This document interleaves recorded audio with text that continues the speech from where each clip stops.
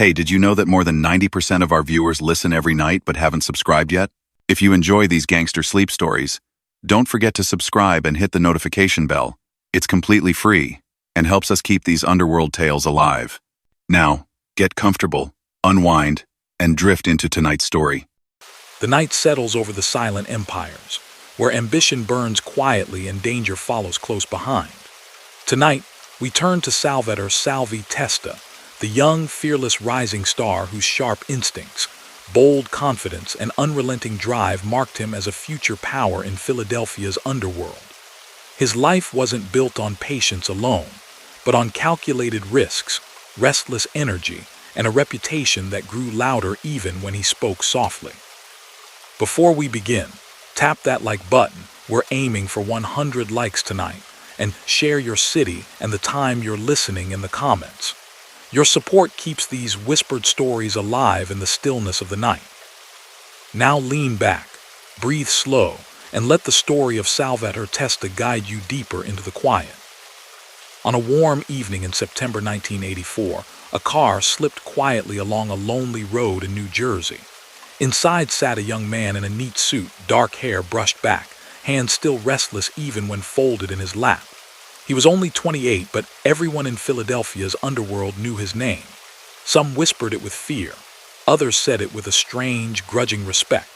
Salvatore Testa, the son of a slain mob boss.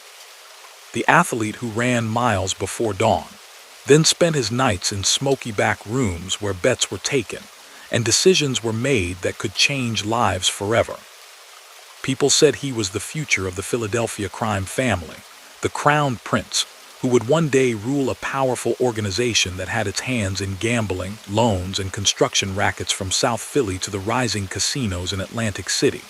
Tough, disciplined, fiercely loyal, yet strangely old-fashioned in his sense of honor, he seemed born for that shadowy world. But that night on that quiet road, the future stopped. Shots rang out. The car pulled away, leaving him behind. There were no speeches over what happened. No ceremony in the streets, just a short item in the news and quiet talk in bars and corner stores. Salvatore Testa was gone, and people said the order had come from inside his own house. How does a boy from a tight, working-class neighborhood end up living and dying like that before he even reaches 30? How does someone raised in a small brick row home, who spent his teenage years rushing around a high school track, become one of the most feared young figures in organized crime?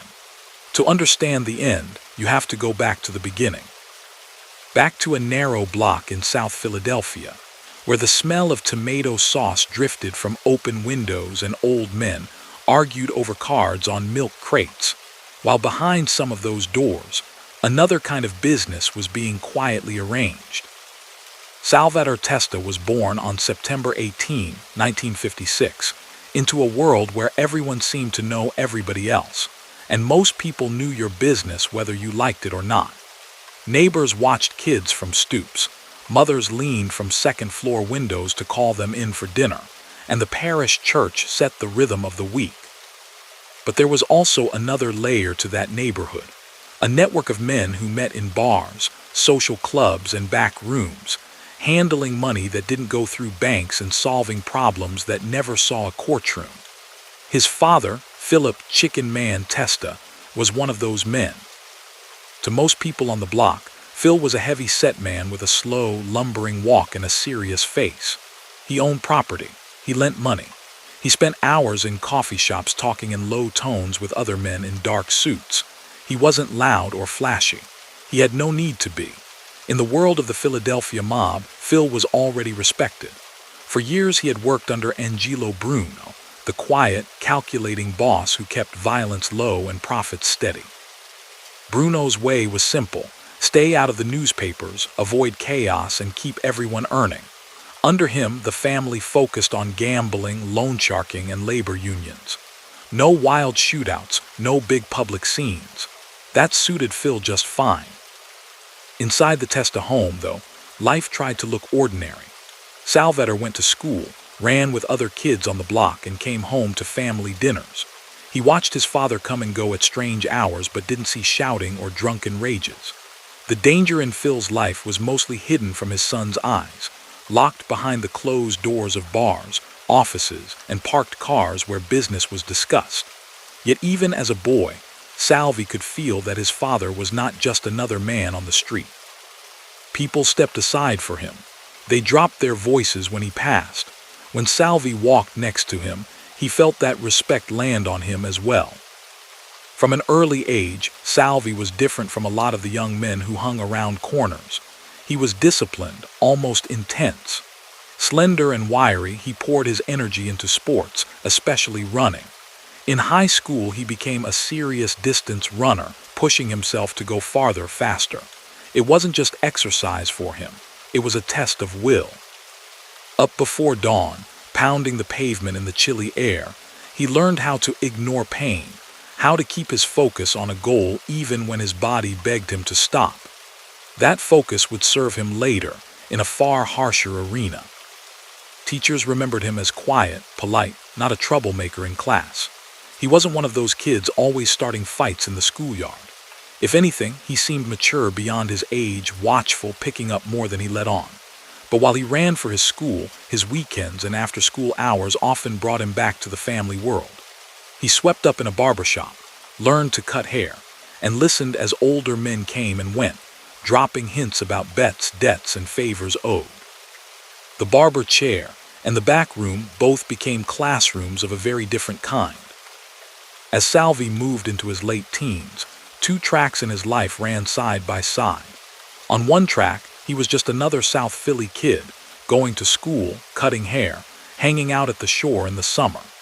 Wildwood and Atlantic City were favored escapes, places where the ocean breeze cut through the heavy city air and boardwalk lights stretched along the sand. On the other track, he was slowly being pulled into his father's business. At first, it was small favors, carrying envelopes, delivering messages, keeping an eye on who came into certain clubs. These tasks might not sound like much, but in that world, they were the first step inside. The Philadelphia organization during the 1970s was still under Angelo Bruno's control, and his way of running things shaped how Salvi was brought along. Violence was not supposed to be random or messy. Conflicts were handled quietly, and power moved through influence, not wild displays. Illegal gambling was a big money maker. Sports bets, numbers games, card rooms. Loan sharking was another pillar, lending money at high interest to people who couldn't go to banks, then using pressure if payments fell behind. There were also rackets in construction and unions, where companies paid to avoid trouble and to secure contracts. As the son of a high-ranking member, Salvi wasn't thrown into street brawls. Instead, he learned to keep accounts, to understand who owed what, who was reliable, who might be a danger. Collecting money from bookmakers, checking on gamblers, making sure payments came in on time, those became part of his day. Each collection, each visit, each quiet conversation was a lesson in control. You didn't need to shout or threaten loudly. Sometimes just your name, your family, and the calm way you spoke was enough. Still, there was no way to be close to that life without seeing its darker side. He heard about people who went missing after pushing too far, about business partners who wound up dead. The details were rarely discussed openly in front of him, but the message was clear. Loyalty was everything, and betrayal had a price. From his father and men like Nicodemo, little Nicky, Scarfo, a short, fierce man who handled business in Atlantic City, he learned that rules inside the family were strict. Disobedience, talking to law enforcement, or making reckless moves could cost someone not just their position, but their life.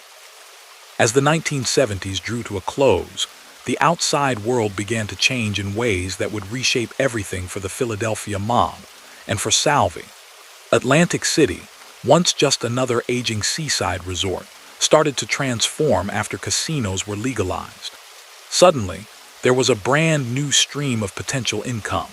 Legal casinos on the boardwalk, surrounded by a crowd of visitors looking for thrills. Where there were gamblers, there were always opportunities for loans, side bets, scams, and protection rackets.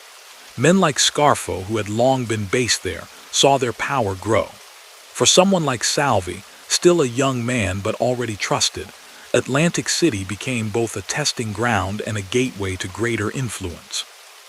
Around this time, his father's star was rising even higher within the organization. Angelo Bruno's grip, after nearly 2 decades in charge, began to weaken. Some members were unhappy with his cautious style and with how profits were shared, especially with big new money tempting them from New Jersey. Tension slowly grew behind the scenes. Salvi, still in his early 20s, could sense a change in the air. Conversations became more heated, more secretive. Old friendships seemed to cool.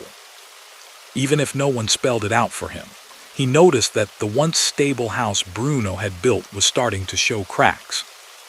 On March 21, 1980, those cracks split wide open. Bruno was shot in the back of the head while sitting in his car outside his home. The killing sent shock waves through the city and the underworld. For years, law enforcement had watched Philadelphia with frustration, seeing fewer open conflicts than in other cities. Now suddenly, the long, quiet rule of Angelo Bruno was over, ended in a single sharp flash on a dark street. To the public, it was another mob boss taken down.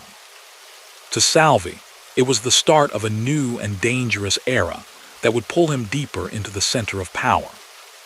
In the months that followed, alliances shifted quickly. Behind closed doors, factions maneuvered for control. Among the figures emerging from the chaos was Salvi's father, Philip Testa. Trusted, long-time associate, known earner, steady presence. He became the man many turned to when the dust settled. Before long, Phil was recognized as the new boss of the Philadelphia family. For Salvi, that meant his father was now at the very top of a structure he had grown up circling. It also meant that his own role was changing. He was no longer just the respected son of a powerful man. He was the heir to a throne built on money, fear, and long memories. With Phil at the top, Salvi's responsibilities increased. He was given greater authority over collections, bookmaking operations, and other rackets, especially in and around Atlantic City. He had earned a reputation among his peers and elders as tough, reliable, and serious. Unlike some mob princes in other cities who relied only on their last names, Salvi was willing to do the hard work, to take risks, and, according to investigators and later testimony, to participate in violent acts when ordered. Law enforcement would later describe him as both an enforcer and an organizer, a rare combination in someone so young. Yet his father's time as boss would be shockingly short. On March 15, 1981, less than a year after Bruno's killing, an explosive device detonated at the Testa home in South Philadelphia. Phil was killed in the blast. News reports showed the small, familiar row house behind police tape, neighbors staring in disbelief. The chicken man, who had walked those streets for decades, was gone in an instant. Authorities quickly concluded it was another mob attack, likely involving people within his own organization. To the outside world, it was one more bloody chapter in the story of organized crime. For Salvi, it was the destruction of the man who had been both his father and his guide. In the days after the bombing, Salvi moved with a quiet fury. Friends and associates later recalled that he seemed controlled but deeply wounded. The easy assumption that his last name would protect him had vanished. If his father could be taken out at his own front door, no one was safe. At the same time, he understood the unwritten demands placed on him as a mob boss's son. He was expected to be strong, to keep the family's affairs moving, and to respond to betrayal. Prosecution records and later court testimony would describe how, over the next period, he was involved in efforts to track down and punish those believed to have plotted against his father, including men inside their own network. While law enforcement worked to untangle who had ordered the bombing, another, more decisive change took place at the top of the Philadelphia hierarchy. Nicodemo "Little Nicky" Scarfo, long known for his violent temper and ruthless approach, maneuvered into power. Under Scarfo, the tone of the organization shifted from Bruno's cautious rule toward something harsher, more openly aggressive. Fear became a more obvious tool. Disagreements that might once have been handled with warnings or demotions were now more likely to end with someone disappearing or turning up dead. Scarfo, however, valued strong earners and dedicated enforcers. In Salvi, he saw someone young, fierce, and already tested by personal loss. Law enforcement later described how Scarfo promoted Salvi, making him a made member and placing him in charge of a crew, particularly active in Atlantic City. With that promotion came both prestige and heavy responsibility. He was now fully inside, bound by the code of silence and obedience that defined that world. The line between his personal need for revenge and his official duties began to blur, as he took part in the new boss's campaigns to solidify control over a family now shaken by multiple assassinations. By his mid-20s, Salvatore Testa had traveled a long road from the quiet, focused runner circling a school track. He was now a central figure in a violent struggle for power, handling gambling and loan operations, enforcing debts, and according to prosecutors and mob insiders, taking part in planned attacks on those labeled enemies or traitors. Yet even as he seemed to rise, forces were already turning that would one day point the gun not at his enemies, but back at him. Those forces had roots in the same tight streets where he'd grown up. In South Philadelphia, your childhood friends didn't always stay on playgrounds. Some of them turned up years later as soldiers, drivers, or lookouts. When Scarfo took control, he leaned heavily on the sons and nephews of old line figures. They were expected to be loyal, and if needed, ruthless. Salvatore fit that mold, a boss's son who had already seen his family shattered by an internal attack. Not long after his father's death, people close to the case quietly identified a name behind the bombing: Rocco Marinucci, a small-time associate who had helped plant the device. In that world, there was an unwritten understanding that a son would answer for a father. According to investigators and later testimony, Salvi joined a group tasked with avenging the killing. One afternoon, Marinucci was lured into a car under friendly pretenses. When the vehicle rolled to a stop, the calm broke. Shots were fired at close range. When it was over, the man suspected of helping murder Phil Testa lay dead. Newspapers treated it as another gangland hit. On the street, people said the Testa name had been defended. The fallout from the bombing didn't end there. Law enforcement later concluded that the attack on Phil had been part of a larger plot involving his own underboss, Peter Casella, and others who had seen an opportunity to seize control. If they had hoped to climb higher, they misjudged badly. Outside Philadelphia, national leaders of organized crime had strict rules about who could remove a boss. The killing of Angelo Bruno had already angered powerful figures. When Phil was blown up soon after taking over, the impression formed that Philadelphia was being torn apart by uncontrolled ambition. The penalty for that kind of disobedience was severe. Word spread that Casella and another key conspirator were marked men. Casella fled, eventually turning up in Florida, where he lived in nervous semi-exile. One of his partners was found dead not long after leaving the city. Another disappeared. In the middle of this dangerous reshuffling, Scarfo, who had remained loyal to Phil and aligned with outside powers, was elevated. With his rise came promotions for those who had stood beside him, including the fallen boss's son. Sometime around the early 1980s, Salvi went through the ceremony that, in that culture, marked full membership. The details of such rituals usually stayed locked inside the group, but over the years defectors and recordings allowed prosecutors to sketch the outline. A quiet gathering of respected figures, a promise of lifelong loyalty, a reminder that leaving was not an option. For someone like Salvatore, raised around that world, it wasn't a mysterious step. It was more like an official acknowledgement of what he had already become. Scarfo, always eager to reward those he trusted, put Salvi in charge of a crew. Most of their activity centered on Atlantic City and South Philadelphia. Legal casinos now glowed along the boardwalk, drawing crowds with bright lights and easy slogans. Inside, the games were watched by regulators and cameras. Outside, in hotel rooms, back alleys, and small bars that served gamblers after hours, there was plenty of space for illegal action. Bookmakers took bets the casinos wouldn't. Loan sharks floated cash to losers desperate for one more shot. Small businesses that fed or entertained tourists paid to avoid harassment and needless inspections. Salvi's crew moved through that environment efficiently. Men working under him collected payments from bookmakers, visited gamblers who had borrowed money, and made sure unauthorized groups didn't muscle in without permission. Violence remained in the background, always implied, seldom openly displayed without cause. The aim, as always, was steady income. A shaken bookmaker who stayed alive and kept paying was more useful than one who ended up in a morgue. Salvi understood that. He wanted his operations to run on schedule, not erupt into random chaos.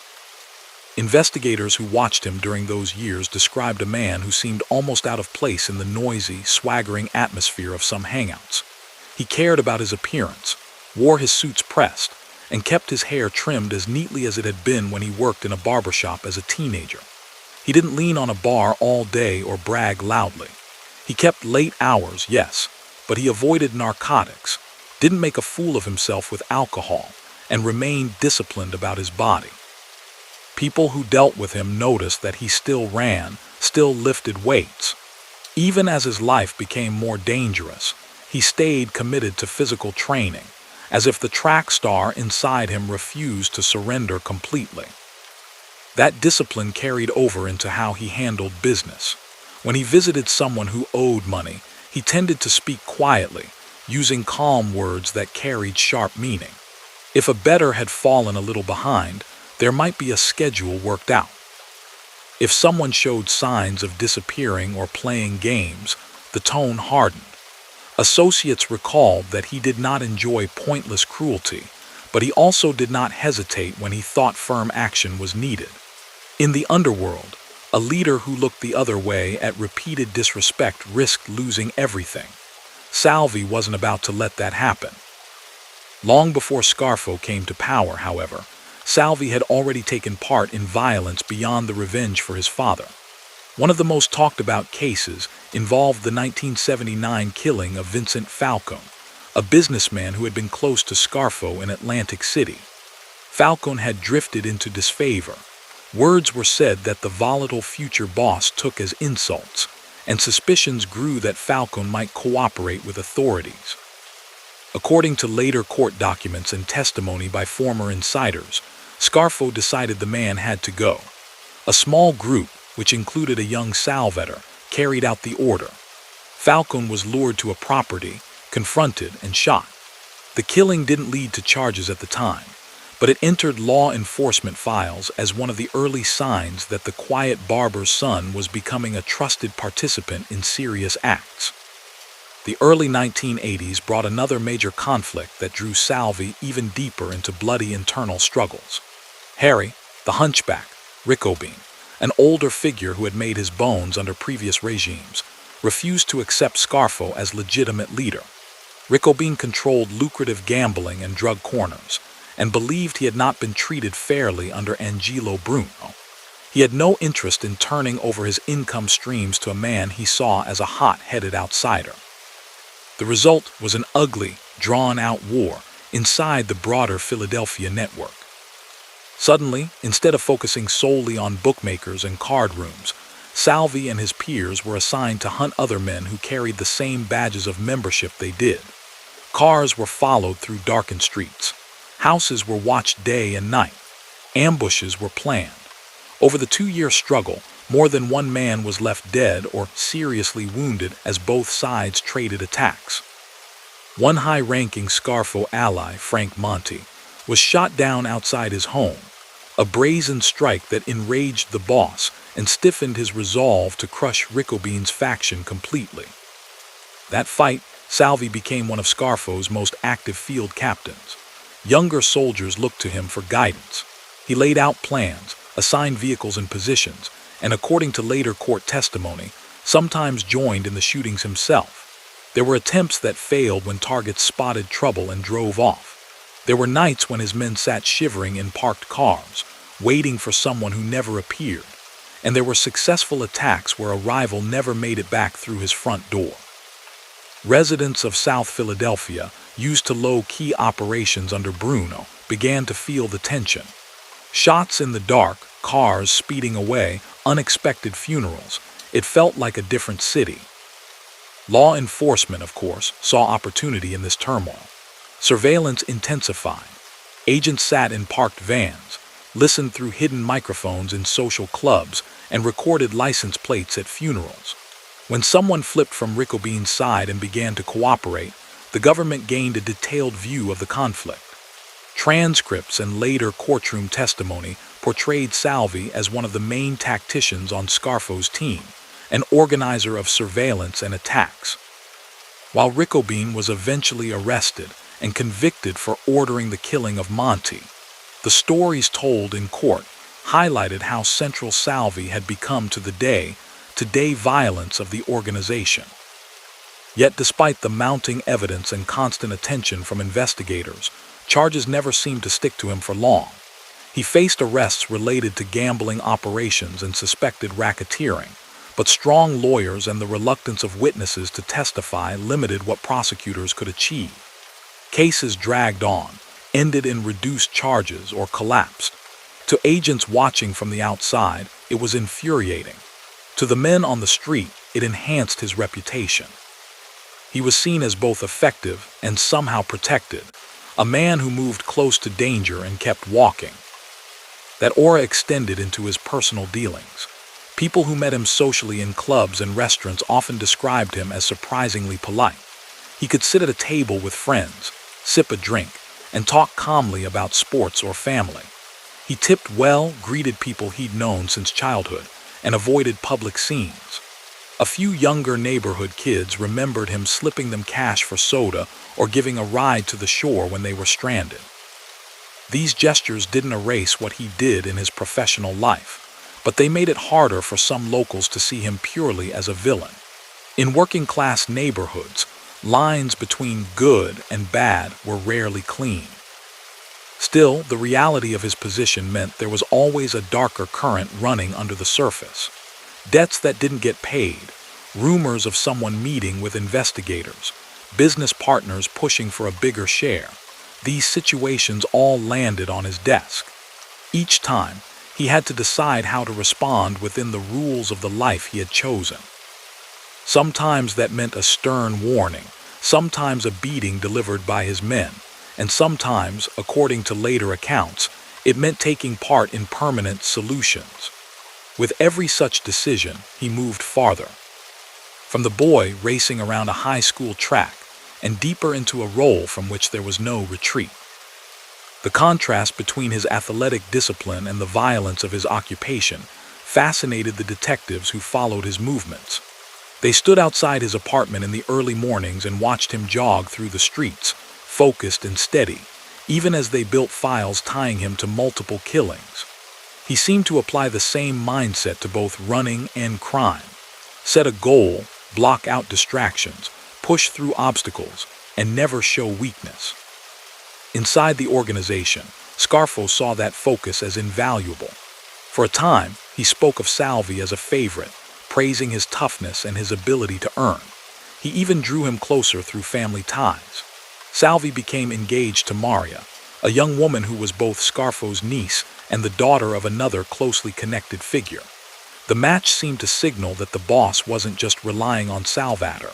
He envisioned him as a long-term pillar of his regime, possibly even a future leader.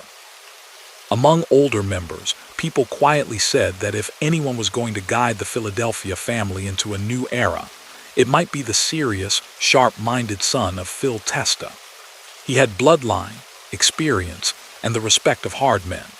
He knew the old ways of restraint under Bruno, had lived through the wild reshaping that followed, and now commanded crews in a city newly rich with casino money. Friends imagined him, years down the line, running things with a mix of his father's steadiness and his own relentless drive.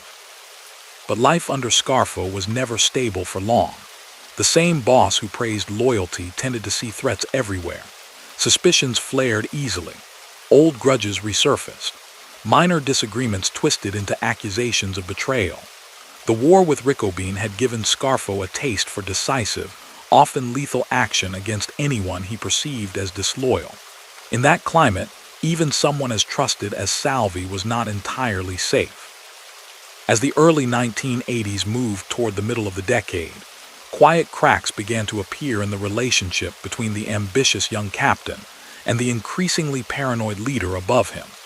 Personal decisions, shifting alliances, and jealousy would combine to put Salvatore in the crosshairs of the same system he had served so faithfully, a system that rarely offered a peaceful exit once you were inside. The first hint that things were shifting came from something that, on the surface, had nothing to do with money or territory. It began with a romance. Through family gatherings and shared circles, Salvatore grew close to Maria, a young woman from within the same extended network. She was related to Scarfo, connected by both blood and long-standing ties. To people around them, the match made sense. Two families deeply rooted in South Philadelphia and Atlantic City would be linked even more tightly. An engagement would please the boss, reinforce loyalty, and tie Salvi's future directly to the man now sitting at the top. They started seeing each other more often, slipping from crowded dining rooms to talk on balconies or quiet corners of restaurants. Despite his hard reputation, with Maria he showed a more relaxed side. Friends remembered him laughing, trading stories from childhood, talking about simple things like favorite shore spots and holiday meals. For a young man whose days were increasingly filled with tension and risk, those evenings offered a kind of relief. The engagement came together quickly. There was talk of a formal ceremony, of a home in the suburbs or a nicer part of South Philadelphia, away from the cramped row houses where they'd both grown up. Older relatives nodded approvingly.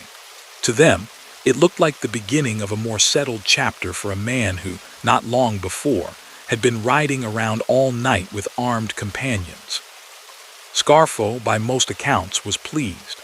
He took it as a sign that his protege was fully committed to the regime, bound not just by oaths but by family.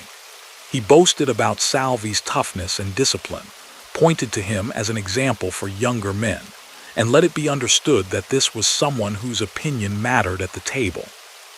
Yet beneath the smiles and congratulations, the reality of Salvatore's life hadn't changed.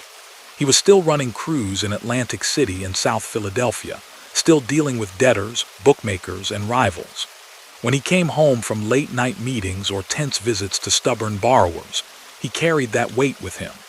Over time, the strain between the life he had chosen and the quieter future suggested by marriage grew harder to ignore. Details about what happened inside the relationship are limited, but the broad outline is clear from later testimony and accounts from people who were nearby. At some point, Salvi decided he did not want to go through with the marriage. Maybe he felt the pressure of being tied even more tightly to a boss whose temper was legendary. Maybe the constant danger made him question whether he could be a good husband.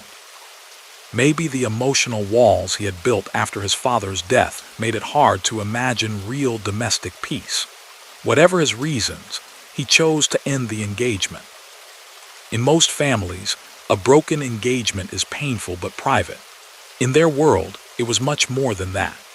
Scarfo took it as a personal insult, both to his niece and to himself. To be rejected by an ordinary boyfriend would have been bad enough. To be turned down by a rising star inside his own organization felt like a direct challenge to his authority and dignity. Rumors circulated quickly.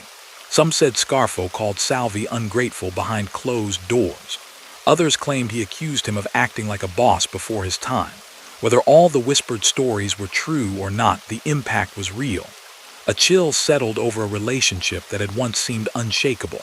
Compliments turned into curt, measured remarks. Invitations to certain discussions became less frequent. Salvi, sharp as ever at reading the mood around him, surely noticed. At the same time, his public standing among rank and file members and associates continued to rise. He was in his mid-20s, but already carried more weight than many older men. He controlled a loyal group of capable soldiers. Money flowed regularly from his gambling and loan operations. He had a reputation for being reliable in a crisis and fair, by the warped standards of that life, when dealing with earners who followed instructions. Federal and state investigators, watching from the outside, started to write his name at the center of more and more charts. Wiretaps, informers, and surveillance placed him at important meetings. Cooperating witnesses later described him as one of the main organizers of enforcement operations, deciding who would accompany whom on dangerous assignments, which vehicles would be used, and how weapons would be distributed and hidden afterward. One investigator, speaking to reporters years later, recalled that among all the younger Scarfo men, Salvi stood out. He seemed, in that agent's words, born to run an outfit, with a mix of drive, self-control, and a kind of icy calm that some found unnerving. That assessment, when repeated in news accounts, helped build a picture of a young man on a fast track to the top. With that momentum came more serious legal trouble. By the early 1980s, state and federal authorities had begun targeting the Scarfo group more aggressively. Grand juries dug into Atlantic City operations, union corruption, and the internal war with Nicodemo. Rackets that had once seemed safe behind layers of shell companies and silent partners became exposed piece by piece. Salvi found himself named in several indictments. One set of charges focused on gambling and extortion, connected to Atlantic City.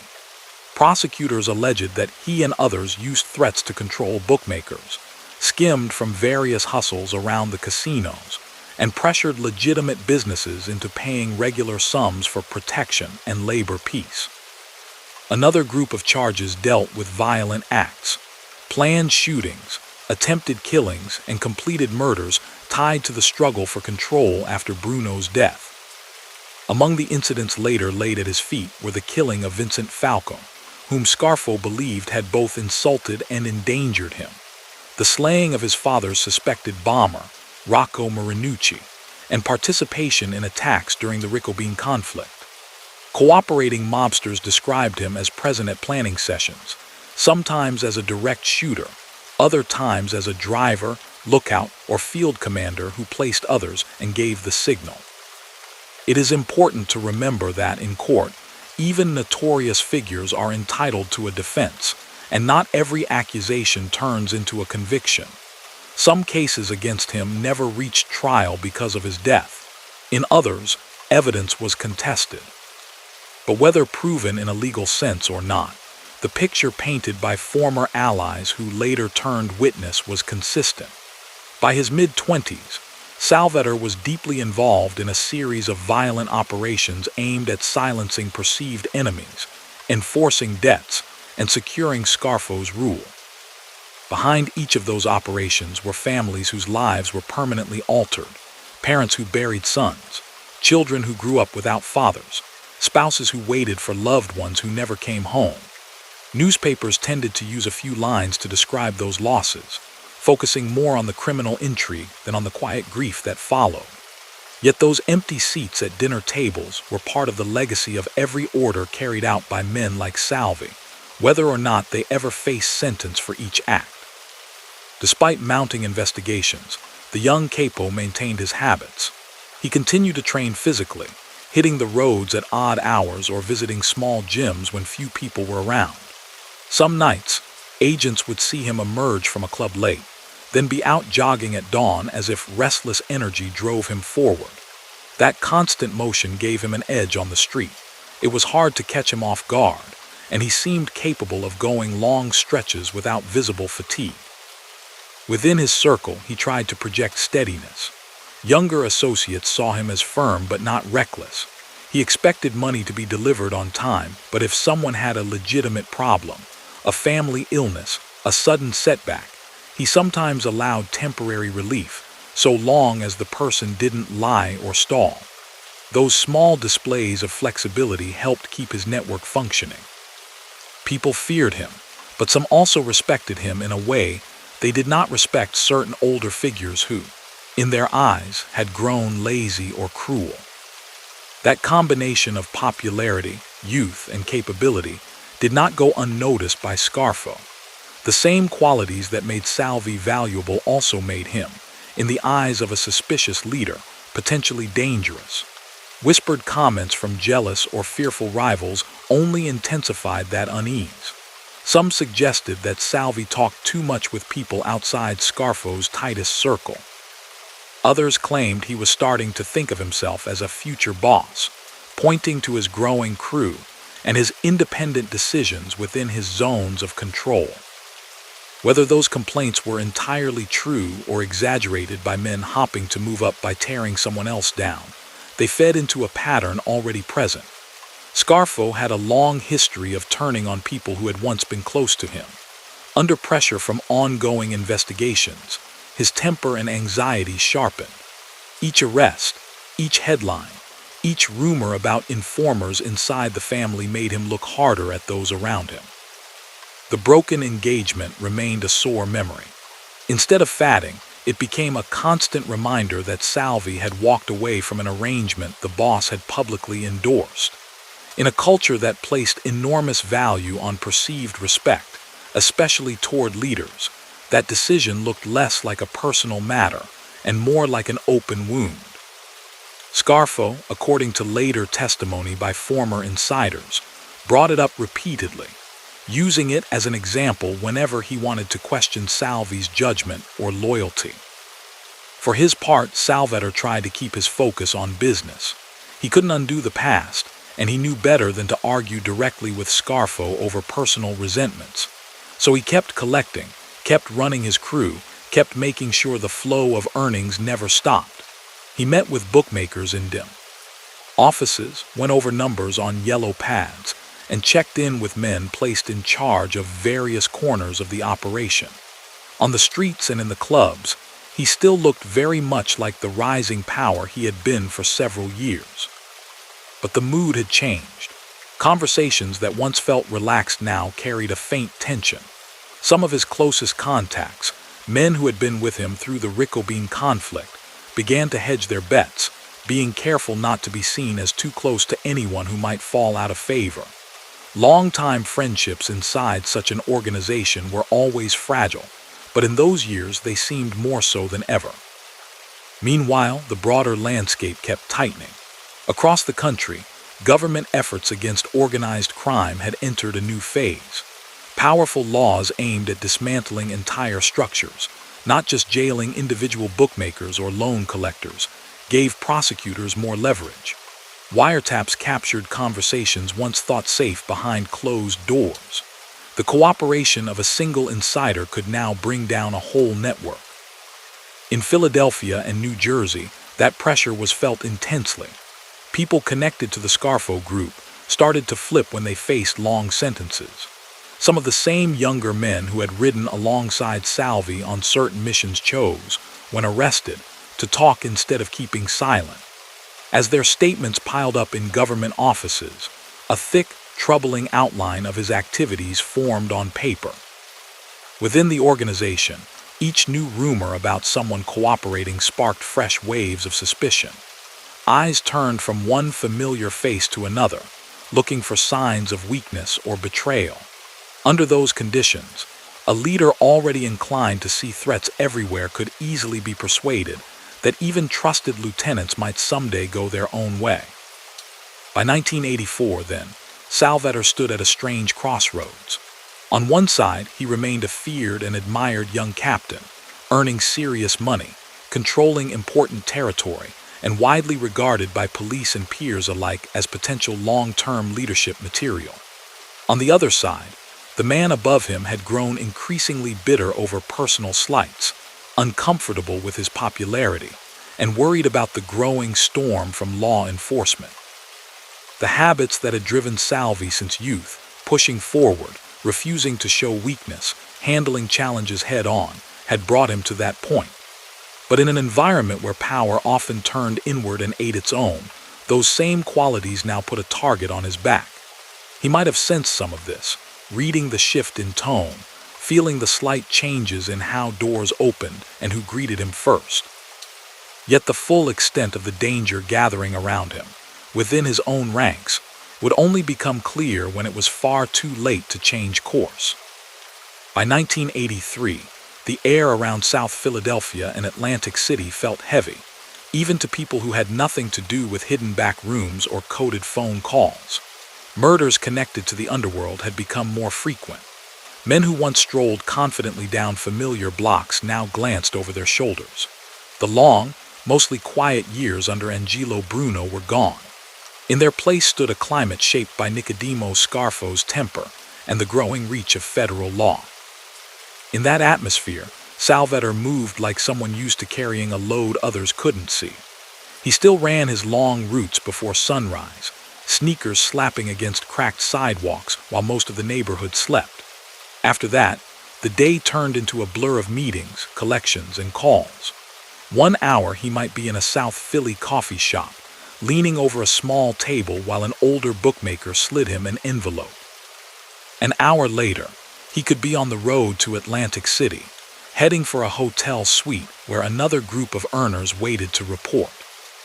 As casinos continued to draw crowds to the New Jersey shore, the opportunities around them multiplied. The legal houses focused on their games. What happened in the shadow of those buildings was another story.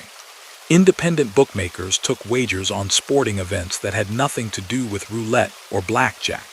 Street dealers found new customers.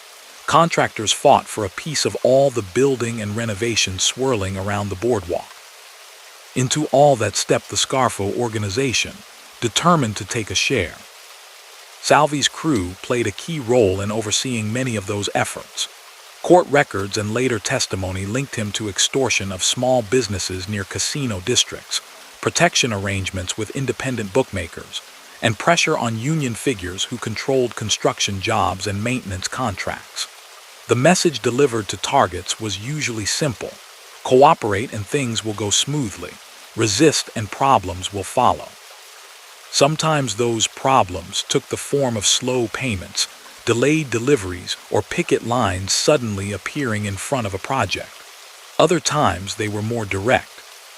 Prosecutors later argued that Salvatore helped enforce demands on certain unions in the building trades, especially those whose cooperation could make or break a developer's plans.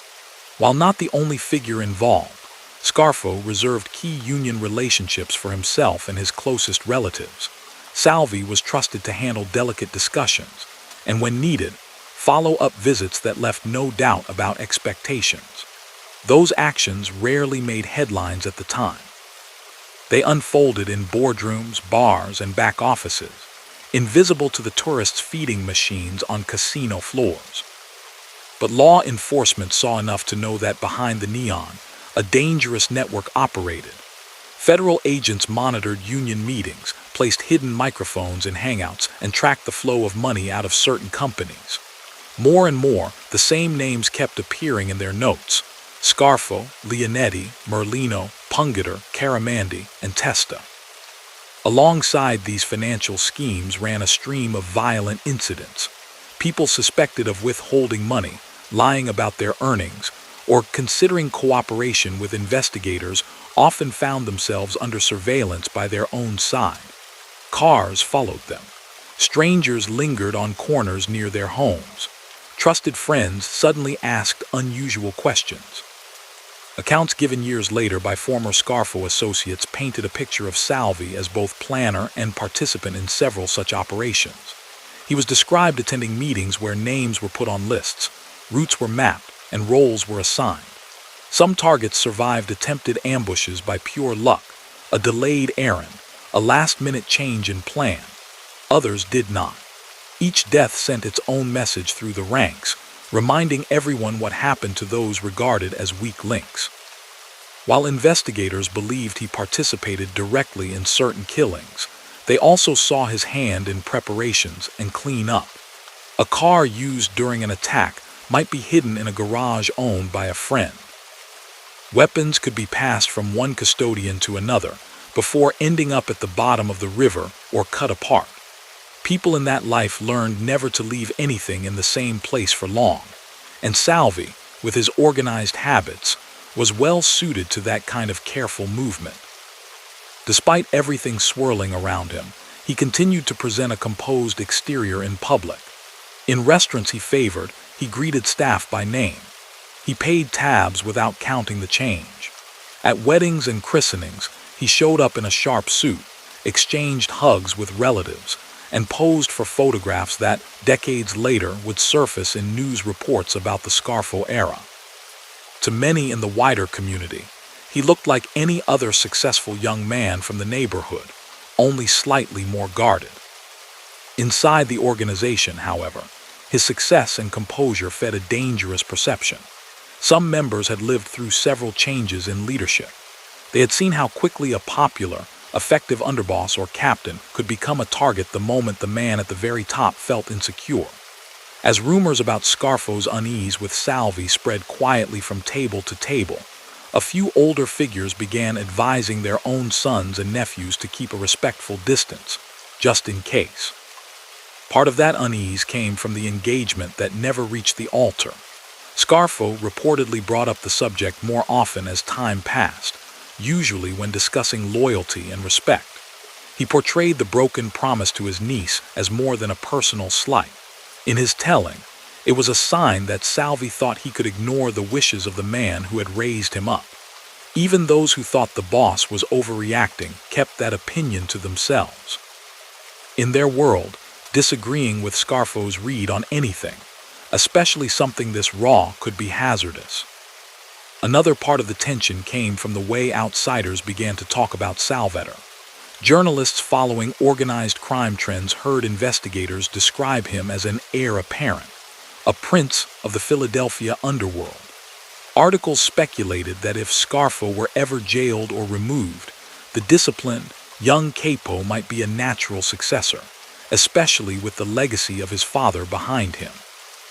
Those pieces may have been based more on law enforcement speculation than on solid evidence from inside the family, but they carried weight nonetheless. It didn't help that some of the younger soldiers privately echoed those views. To them, Scarfo seemed increasingly volatile, while Salvi represented a different style, controlled, methodical, and less theatrical. They talked about how he collected without constant displays, how he balanced fear with a certain rough sense of fairness.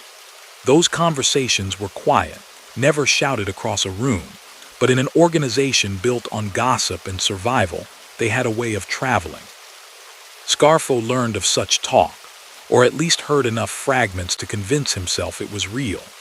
Combined with the broken engagement and the constant avalanche of legal trouble facing the family, it fueled his conviction that he could not allow any possible rival to grow too strong, no matter how loyal that person seemed at the moment.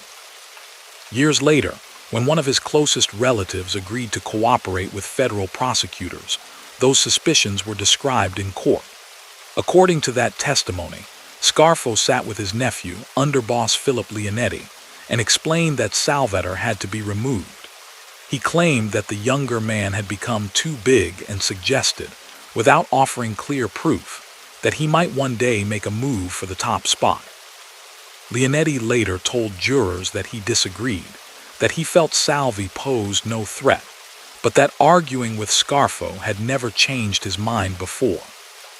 In the culture they lived by, such a drastic decision could not rest entirely on the whim of one man, at least on paper. For a killing of someone so prominent, permission was often sought from higher-ranking leaders outside the city, especially when the target's family had long ties to other regions.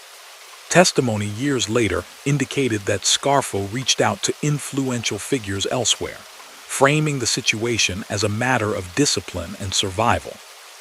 Eventually, according to those accounts, he received the approval he wanted. With that, the question inside his circle shifted from if to how. Planning began, just as it had when they targeted other men seen as dangerous. Only this time, the man in the crosshairs was someone many of them had fought beside for years. It was a grim illustration of how deeply the logic of that world could override personal feeling. Affection, shared history, even admiration, all those could be set aside when a boss decided that a life had become a liability. The method chosen reflected the cold practicality that governed much of their violence.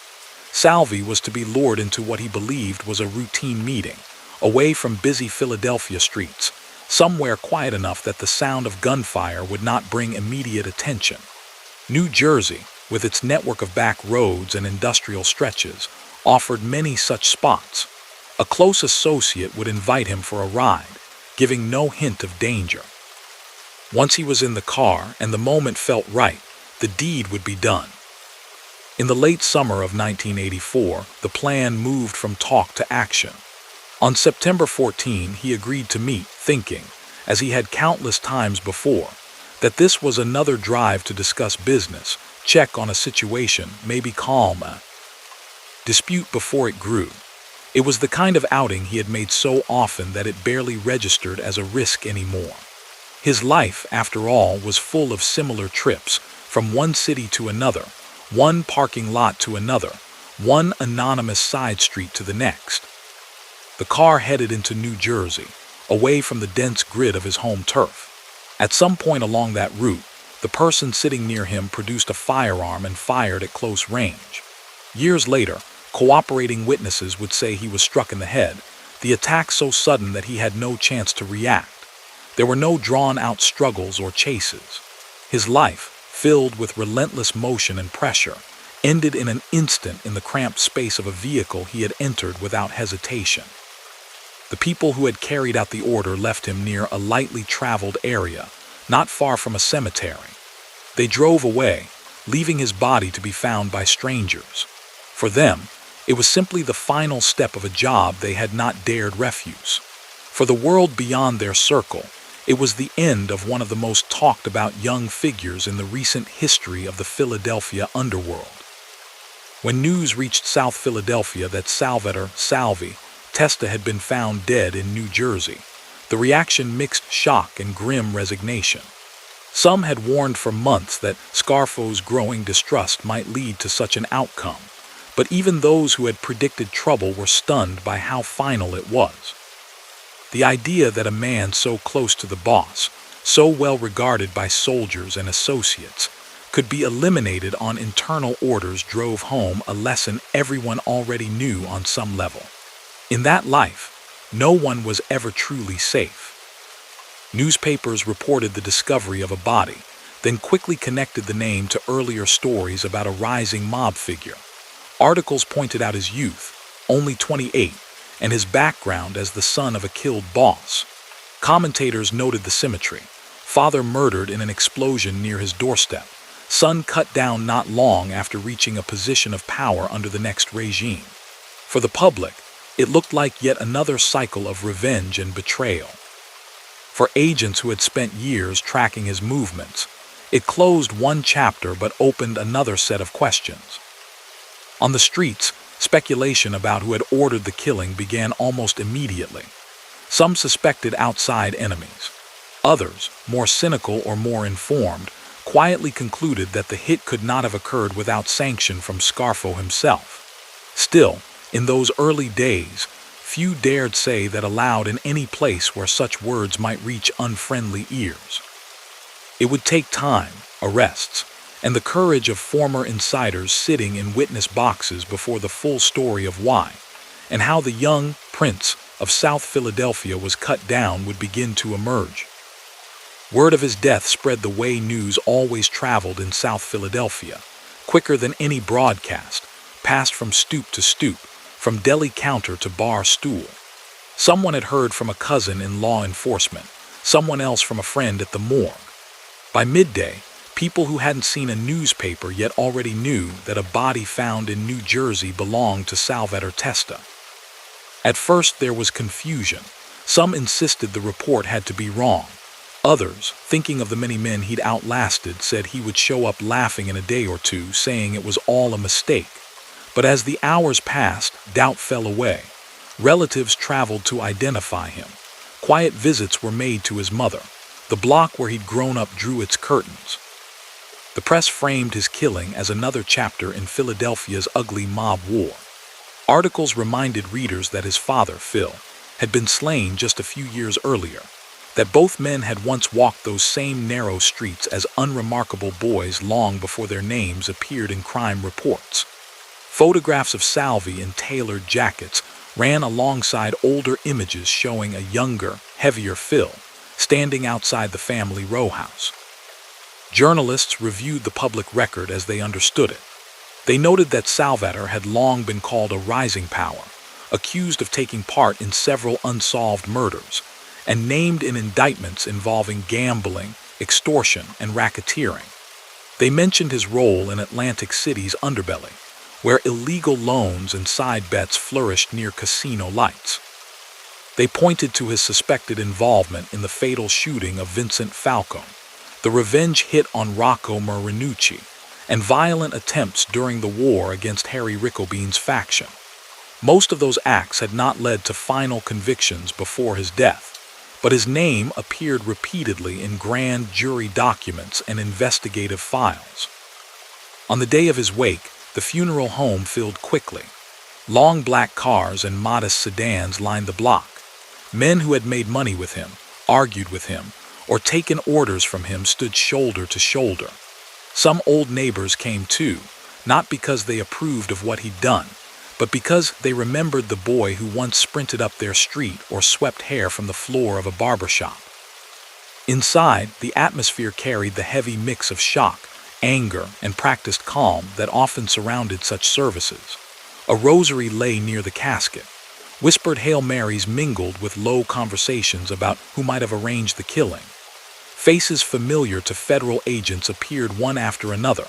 Scarfo, relatives, soldiers, men whose pictures were already pinned on bulletin boards in government offices. Those who later described the scene said Scarfo played his part as grieving leader without a crack in his mask. He embraced the mother who had now lost a husband and a son to the same world. He murmured condolences, shook hands, and spoke softly about loyalty and loss.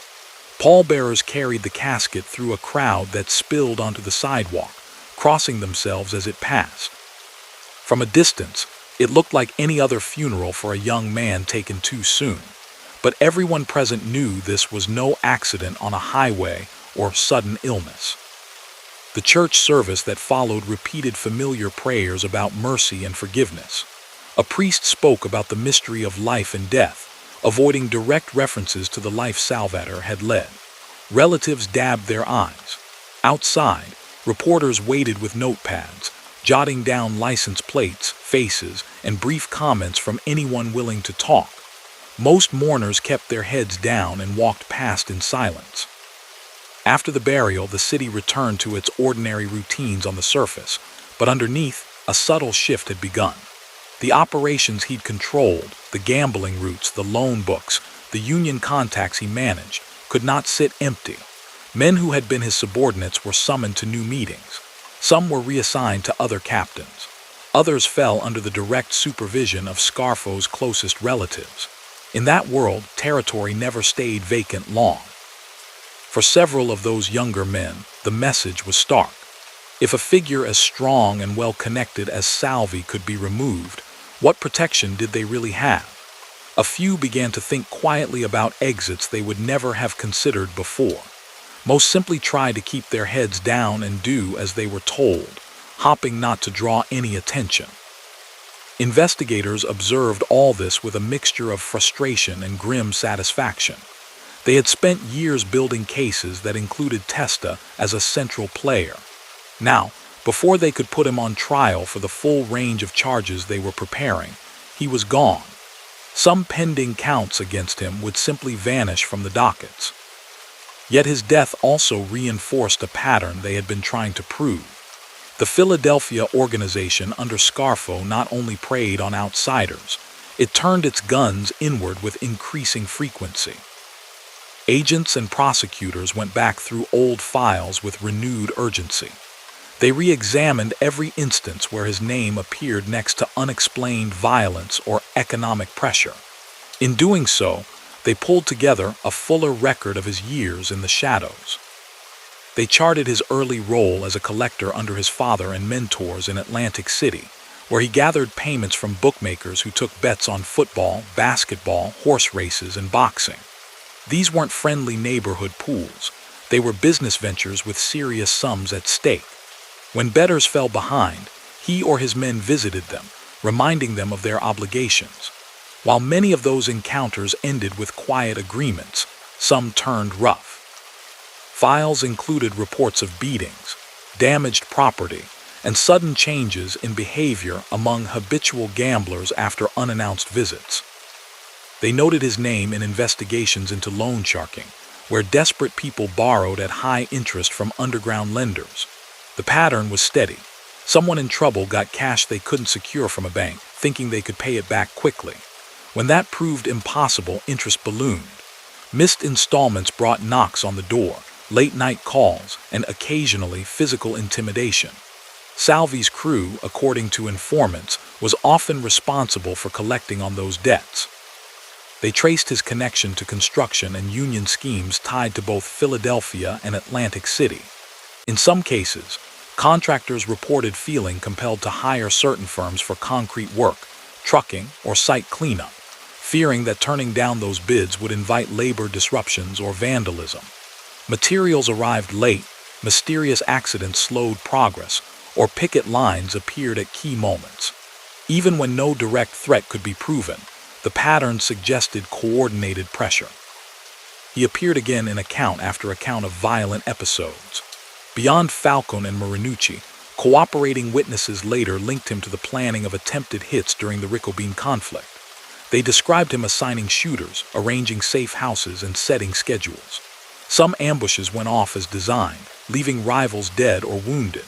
Others misfired, guns jammed, targets changed their routes, cars stalled at the wrong moment. In those cases, plans were revised and tried again. One man who eventually testified about Scarfo's reign said that when Salvi took a job, he approached it with the same focus that had carried him around school tracks. He wrote down details, checked and rechecked times, and expected his men to be ready. To them, he seemed less interested in drama than in results. That made him effective, and for potential victims, particularly dangerous. Investigators also pieced together his role in internal discipline. When someone in the organization was suspected of skimming money, talking too loosely, or ignoring instructions, they might be summoned to meet with him. These sessions weren't always violent. Sometimes it was just a stern conversation, a warning that people were watching. Other times, according to those who later broke the code of silence, punishments involved humiliations, threats, or assaults meant to leave no mark that doctors would question, but plenty of fear in the person's mind. Not all suspected wrongdoing within those circles led to such encounters. Judgment calls had to be made. Who was salvageable, who was spiraling, who posed a long-term danger. Salvi was often among those weighing those questions, which meant that even before Scarfo turned on him, he had spent years deciding which lives could continue within that closed system, and which would likely end sooner than their owners imagined. Outside that world, ordinary families sometimes intersected with his business without recognizing the full extent of it. A shop owner might sign a consulting contract with a company connected to his crew, thinking of it as an insurance policy against petty crime. A gambler might borrow money from a quiet man at the edge of a bar, never being told directly who backed that cash. Only much later, when enforcement measures kicked in, did some of those people realize how deep they'd wandered. In the neighborhood where he grew up, older residents who remembered him as a teenager found themselves faced with two sets of memories. On one side, there was the boy who wore running shoes until they fell apart, who jogged past early in the morning while they swept their steps. On the other, the man whose name surfaced in connection with so many killings and shakedowns. Some reconciled those images by saying he'd simply been born into the wrong family at the wrong time, pushed along by forces greater than himself. Others believed he had made clear choices, taking the path his father had walked and pushing even harder down it. What is certain is that he had opportunities to step away. Cutting hair could have become a long-term trade. His athletic discipline might have opened other doors. Yet at each crossroads, he moved closer to his father's circle, not away from it. He took on tasks, then responsibilities, then leadership. When violence was ordered, he carried it out. The rewards were real: money, influence, a respected position among hardened men. So were the risks, which finally caught up with him on that quiet New Jersey stretch. As the years after his death unfolded, those risks came for many of the people still walking. Scarfo and a large group of his key figures were eventually indicted in sweeping racketeering cases. The charges combined older crimes, murders, extortion schemes, gambling rings, with newer allegations about union corruption and casino-related rackets. Among the predicate acts that prosecutors used to prove an ongoing criminal enterprise, the killing of Salvatore himself took its place alongside the murders he had helped plan. In courtrooms, his name echoed again and again. Witnesses described his part in earlier shootings, his meetings with Scarfo, his work in Atlantic City. At the same time, the very fact that he had been killed on the boss's orders became powerful evidence for prosecutors trying to show how completely the organization answered to Scarfo's word. Courts heard how someone once praised as one of the most reliable young men in the group ended up shot and left by the roadside because he was seen as a threat, or at least an embarrassment, to the leader. Through those trials and the testimonies that followed, a more complete, if always imperfect, picture of his life and actions came into focus. It was not the romanticized image that sometimes attached itself to stories of underworld figures. It was a record of steady involvement in crimes that left real damage, families terrorized by debts, neighborhoods shaken by killings, legitimate businesses distorted by threats and backroom deals. By then, Salvi had been in the ground for years. He never faced cross-examination or had the chance to answer the later accounts about his role. That absence left some questions permanently open. Yet the larger outline was supported by overlapping sources, informants from different circles, surveillance records, and the hard realities of who ended up dead, beaten, or financially ruined. For South Philadelphia, his story became part of a cautionary tale, one more example of how deeply the old networks could pull in another generation, and how quickly they could discard even those who seemed destined to rule. Parents pointed to the fates of both father and son when warning their children away from certain corners or friends. Law enforcement officers used his case to teach younger agents about the way internal power struggles could reshape investigations overnight. In that sense, his life did not just leave behind newspaper clippings and court transcripts. It left a mark on how a city understood its own shadows, how a country refined its approach to organized crime, and how ordinary people in tight neighborhoods thought about the line between loyalty and self-destruction. In the months after the funeral, his name slowly shifted from something spoken in low tones on street corners to a fixture in court papers and hearing transcripts. Salvatore had spent his adult life avoiding witness stands and microphones. Now, with him no longer there to answer questions, other men began filling in the gaps. Federal prosecutors in Philadelphia and New Jersey were already investigating Scarfo's group before the Testa killing. Wiretaps, informants, and financial audits had been piling up for years. After Salvi's death, agents took an even harder look at every episode where his name had surfaced. They weren't trying to charge him anymore. That was no longer possible.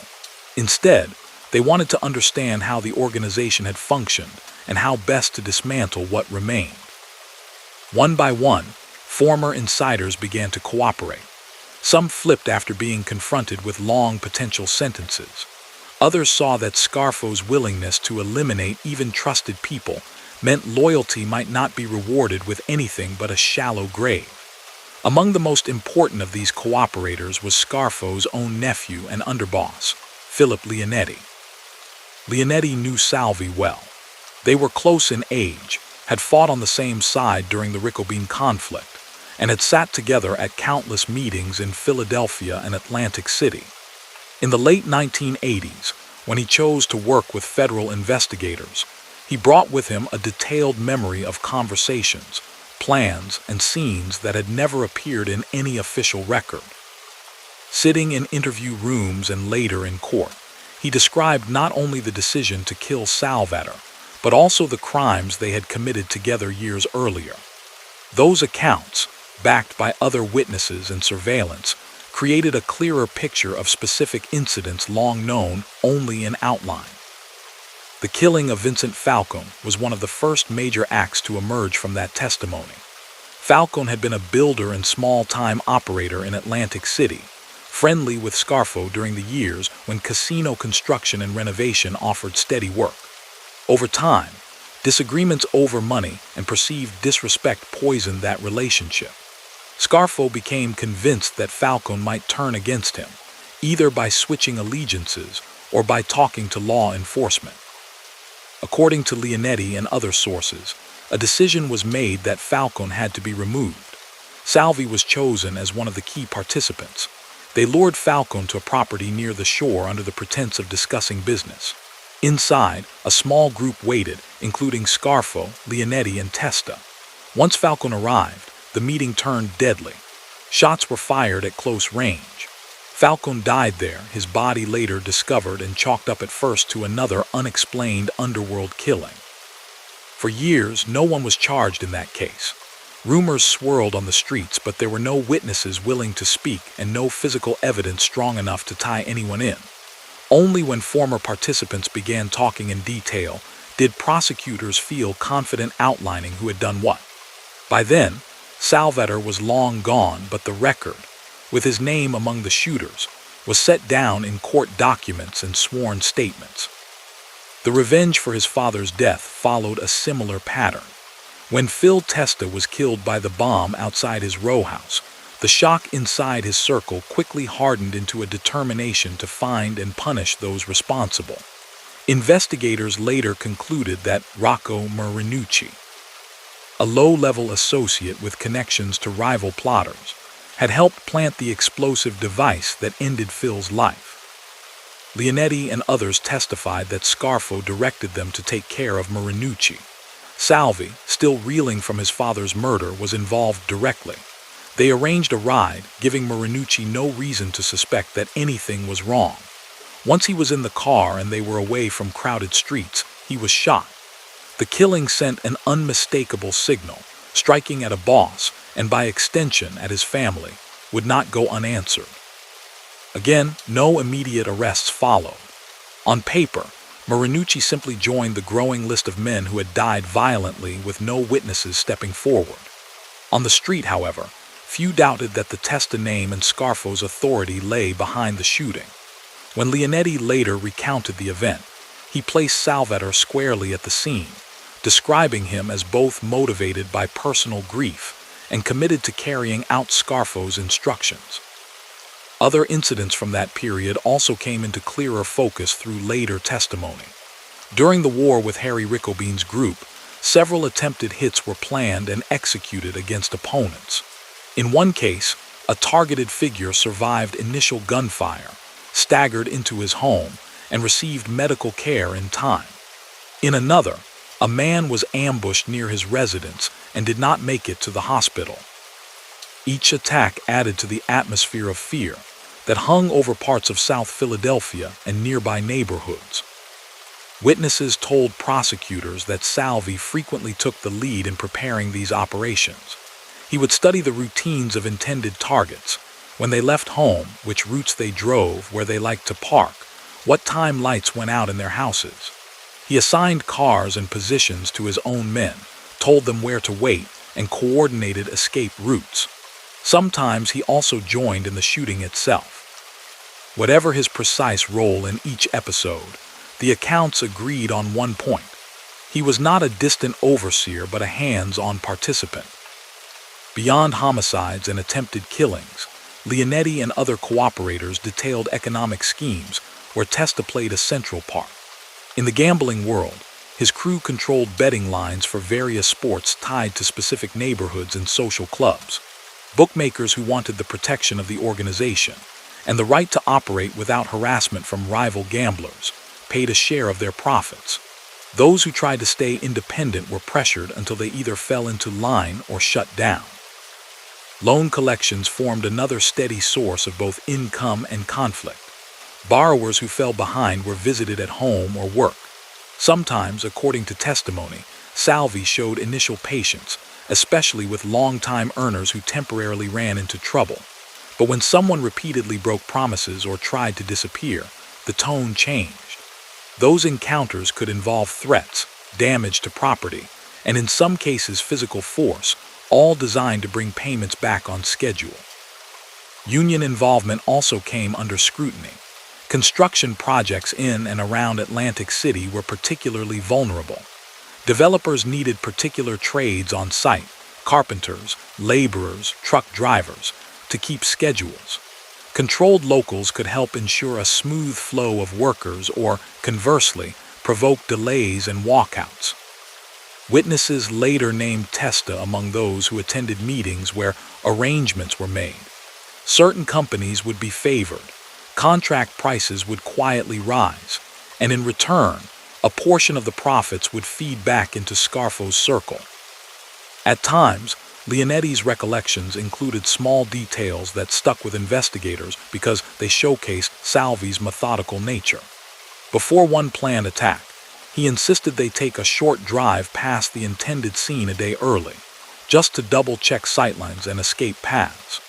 Before a crucial meeting with business owners, he reviewed figures on paper, making sure he knew exactly how much each man could realistically pay without collapsing. These touches distinguished him from some older figures who relied more on bluster and improvisation. Interestingly, these same habits appeared even in minor incidents remembered by people who were never charged with anything. A former high school classmate once told reporters that, during their teenage years, Salvi timed his laps with a serious, almost professional attention, rarely joking around during practice. An ex-customer from his barbershop days recalled how he kept tools in order, sweeping between haircuts with the same focus he later applied to enforcing debts. To law enforcement, these stories reinforced what the files already suggested. He approached nearly everything as a test to be mastered. As prosecutors prepared wide-ranging racketeering indictments against Scarfo and his remaining leadership, they wove many of these episodes together. Under federal organized crime laws, they did not need to prove a separate, freestanding crime for every act mentioned. Instead, they had to show a pattern of conduct: murders, attempted murders, extortions, gambling operations, union manipulation, forming an ongoing enterprise. Salvatore's history, though he was no longer alive, helped demonstrate that such an enterprise existed and had functioned with brutal efficiency for years. Indictments filed in the mid and late 1980s reflected that. Salvi was not named as a defendant. He could not be, but his name appeared in the narrative sections describing how the group had worked. These documents accused Scarfo and others of approving and carrying out the killings of Falcone, Marinucci, and multiple Riccobene-aligned figures, with Testa among those who had helped execute those plans. They also traced the flow of illegal betting money, loan sharking proceeds, and kickbacks from construction and union deals through people and companies tied to his crew. For juries hearing these cases, Salvatore took on a dual role. On one hand, he appeared as an energetic enforcer and organizer during Scarfo's rise and consolidation of power. On the other, his own death at the hands of that structure showed just how unforgiving it could be, even to those who had been instrumental in its success. Prosecutors did not need to dramatize that contrast. The bare facts carried their own impact. Leonetti's description of how the decision to kill him unfolded was particularly striking. He told jurors that he had tried to talk Scarfo out of it, arguing that Salvi had always been loyal, and that eliminating someone so widely respected could destabilize the group. Scarfo, according to this account, refused to listen. He brought up the broken engagement, repeated gossip about supposed ambition, and insisted that letting him live would be a mistake. From the witness box, Leonetti recounted the planning of the final ride to New Jersey, the choice of who would sit where in the car, the selection of a quiet location, the instructions to act normal until the last possible moment. He named the shooters and drivers, most of whom were themselves facing trial or had already pleaded guilty to other charges. Hearing their own decisions laid out in public, many showed little visible reaction. They had grown accustomed, over long years, to the logic that had guided them. Once an order was given, personal feeling had to be buried. For Salvi's remaining relatives, those courtroom revelations were another wave of loss. They had buried him. Now they had to listen as people who had shared meals with him described his role in killings, threats, and schemes that had hurt countless others. Families connected to his victims had their own difficult reactions. Some took comfort in finally learning what had happened behind the scenes, the who, and why that had never been clear when police first knocked on their doors. Others found that hearing their loved ones' last moments dissected on the stand reopened wounds they had spent years trying to close. Outside those courtrooms, his story began to seep into books, magazine pieces, and documentary segments about the Philadelphia mob. Writers drawn to the contrast between his youth and his position used phrases like mob prince and heir apparent, echoing the language FBI agents had once used among themselves. They highlighted his athletic past, his careful dress, the strong opinions that older gangsters had about his potential. These portrayals sometimes risked polishing the edges of a life that, in reality, had left deep scars on many people. While some accounts emphasized the grim outcomes of his choices, others leaned toward a more dramatic framing, hinting that he might have been different from those around him, more disciplined, less reckless. Yet when one looked past the surface, the record of his actions, laid out in sworn testimony and investigative files, did not support any image of him as simply a reluctant participant dragged along by circumstance. He had joined fully. He had enforced debts, overseen gambling, and been part of lethal operations. When someone in his orbit became a target, he had planned ways to reach them, and in some cases, had pulled the trigger himself. Those realities sat uncomfortably beside memories of the boy racing around a cinder track or trimming hair in a corner barbershop, but they could not be wished away by nostalgia. At the same time, understanding his path meant acknowledging the environment he came from. In his neighborhood, young men saw who drove the nicest cars, who always had cash in their pockets, who could walk into any restaurant and be seated right away. They also saw which men other people deferred to, who never waited in line, whose requests were treated as commands.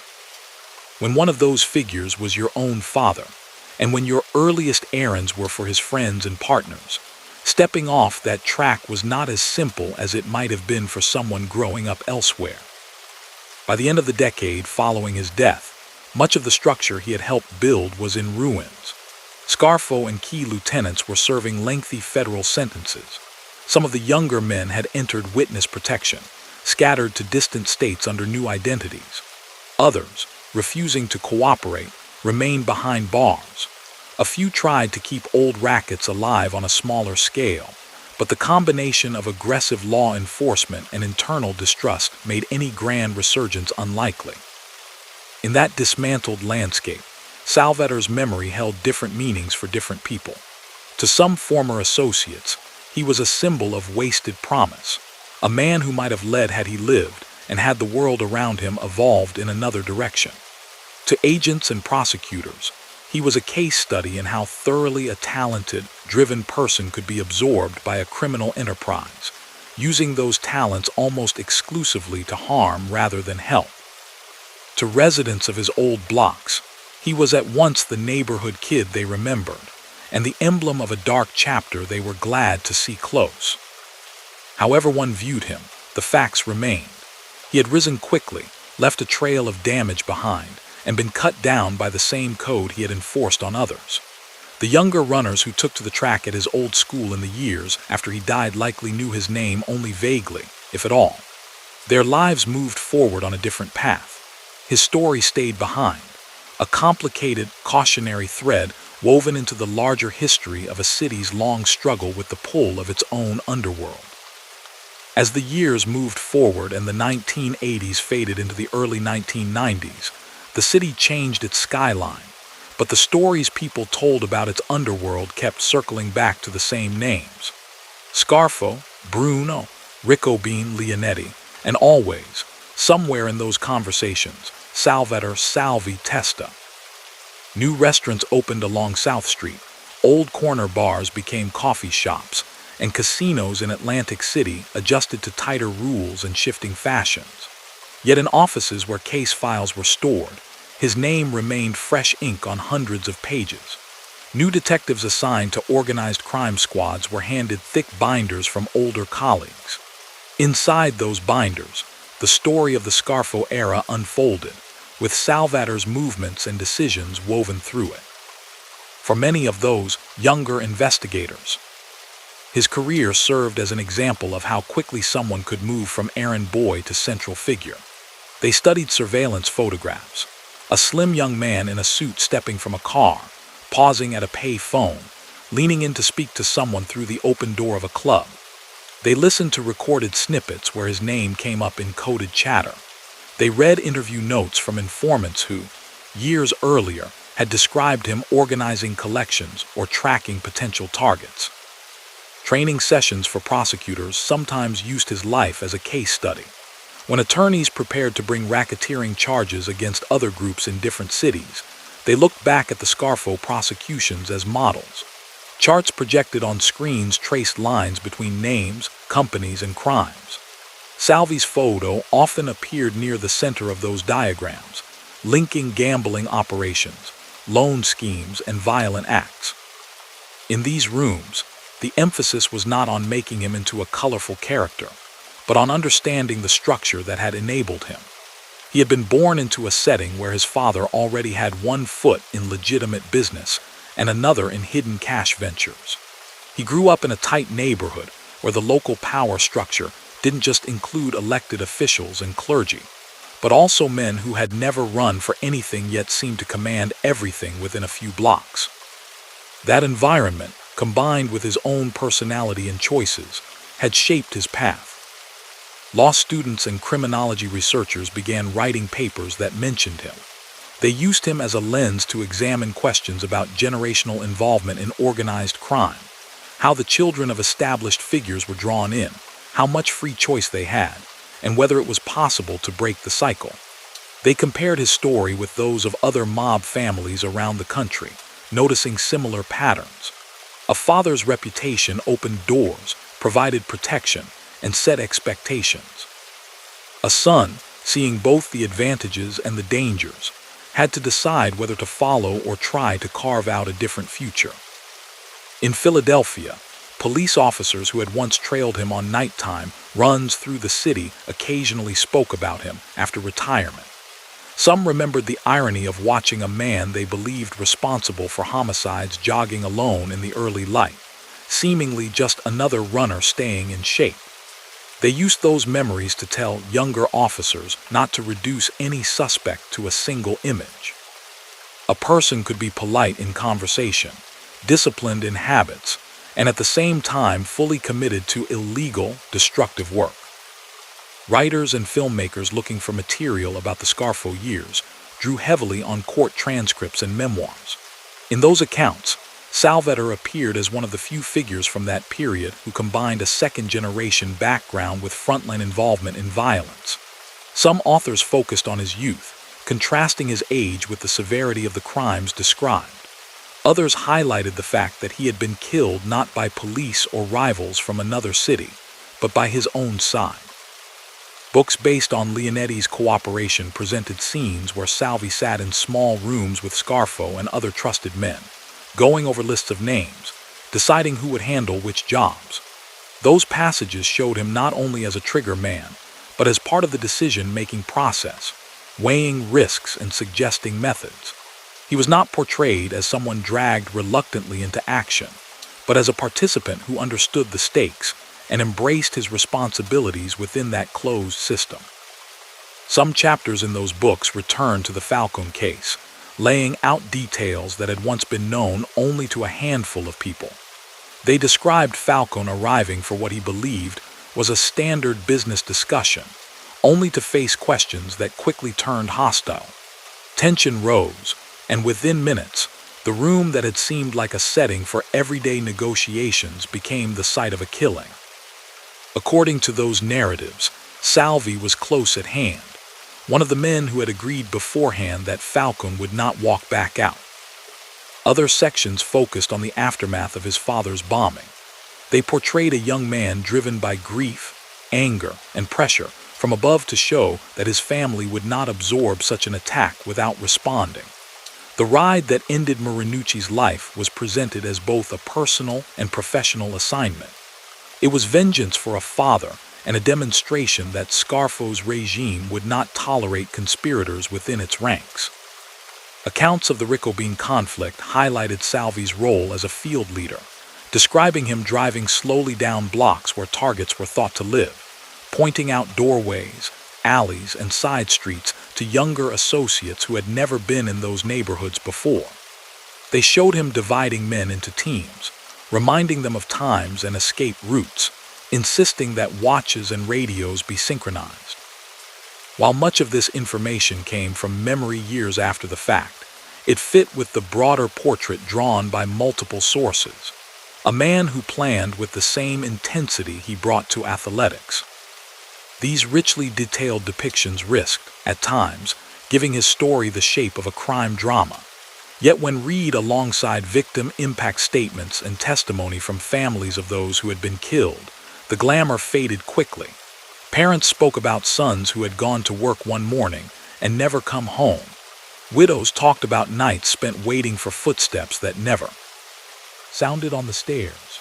Children, grown by the time of the trials, remembered classmates whispering about their fathers, names in newspapers. In those moments, Salvi appeared not as some daring figure from a film script, but as one of several men whose actions had sent ripples of pain through ordinary households. His organization's profits, whether from betting, loans, or construction deals, had been built atop that harm. The unpaid bills left by gamblers who died or disappeared did not vanish. Their families inherited them. The wages lost when a breadwinner was taken out, in an internal feud, were not replaced by the people who ordered or carried out the hit. Within South Philadelphia itself, memories of him slowly settled into local history. Old-timers on stoops sometimes mentioned the Testa name when telling younger neighbors about how things used to be. They might point to a house and explain that this or that figure had lived there, or describe nights when sirens woke the entire block. In those retellings, Salvi's story became bound up with larger shifts. The end of one kind of underworld code, the rise of a harsher style under Scarfo, and the eventual collapse under legal pressure. Some residents who had never approved of the mob's presence felt a complicated mix of feelings when his name came up. On one hand, they condemned the violence, the fear, and the distortion of local economies that came with organized crime. On the other, they could not completely deny the human side of their memories. A polite greeting from a young man walking his dog, a casual conversation at a corner store, the everyday gestures that threaded through normal life. They reconciled those conflicting images by telling themselves that two versions of him had existed side by side, the neighbor and the enforcer, and that one had ultimately overshadowed and erased the other. Outside the city, representatives of national law enforcement agencies discussed him in more abstract terms. For them, his case illustrated several important points: how leadership succession worked when a boss was killed, how retaliation unfolded inside a family, and how personal relationships, like the broken engagement with Scarfo's niece, could alter power dynamics in ways that had nothing to do with business spreadsheets. Training manuals on organized crime occasionally cited his killing as an example of intra-organizational violence, a clinical phrase for a deeply personal act. In schools and youth programs in Philadelphia, community leaders sometimes brought up his life as part of broader talks about choices and consequences. They did not dwell on specific shootings or the intricate details of betting schemes. Instead, they focused on the arc, a talented, driven teenager with options, who took the path that seemed easiest or most natural in his neighborhood and ended up dead before turning 30.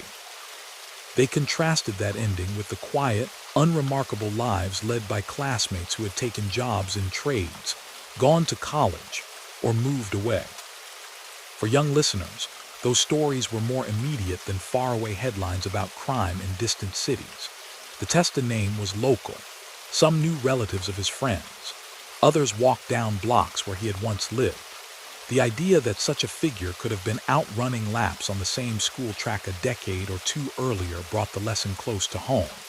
It underlined that the line between their everyday world and the world of backroom meetings was thinner than it appeared. Historians writing about organized crime in America began, over time, to place him in a broader context. They noted that his life spanned a turning point. He came of age in the last years of the old, relatively low-profile leadership under Bruno and died in the early stages of a period when mob families faced unprecedented pressure from federal racketeering laws. They argued that someone like Salvi, who might once have spent a long career quietly running gambling and loans without constant legal threat, instead found himself operating in an era when each phone call, each meeting, could be recorded and used as evidence. In that sense, his career could be seen as a bridge between two ages. He grew up around men who still believed they could manage disputes through private channels, avoid widespread violence, and keep the spotlight away from their business.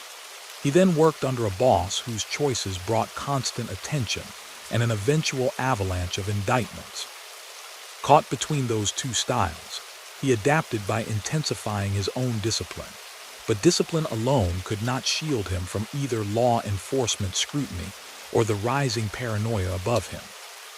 By the late 1990s and early 2000s, newer waves of criminal activity in Philadelphia, drug gangs, different kinds of fraud shifting alliances, took over the front pages.